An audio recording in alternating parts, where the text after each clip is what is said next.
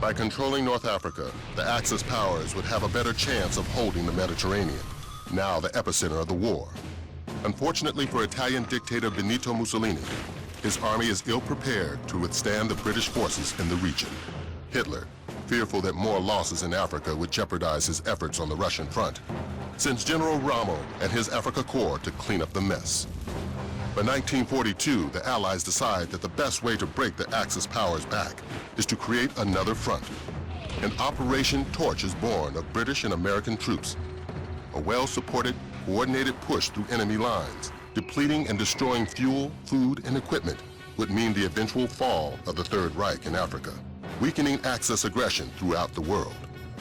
All goes as planned, and by January 1943, British General Montgomery's 8th Army has Rommel and his troops on the run, scrambling to make their valiant last stand at the Mareth Line. My wife finally wrote saying, "Edward Carlisle, just asked to do something else." So I did. It turns out having a background in teaching chemistry can get you out of a desk job pretty quick if you have a mind to it.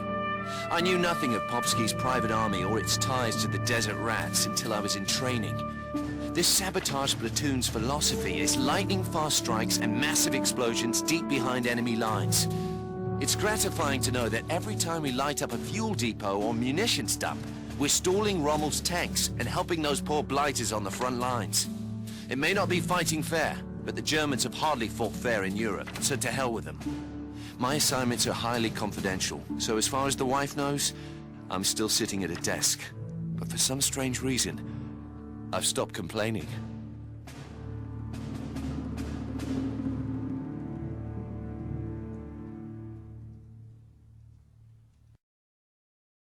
Listen up, chaps. The Jerrys have a cozy little setup in this village here. Our job is to break as much equipment as possible, and then dash out before they even know what hit them. Troop B will drive the jeeps behind the Germans and pepper them with machine gun fire.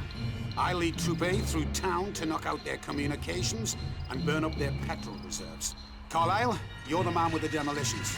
We'll cover you while you set the time and save 4 charges. We'll have to get in and out before everything becomes all spotlights, sirens, and rifles firing. Cock your guns, wet your sights, and ride on. Let's go!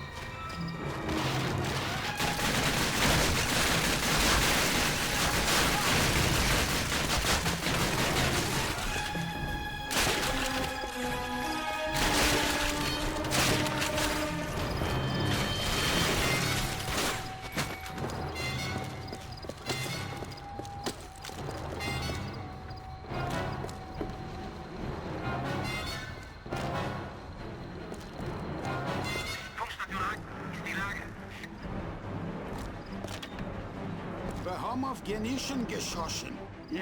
Verschnockt mal. Oh, get ready, Carlisle.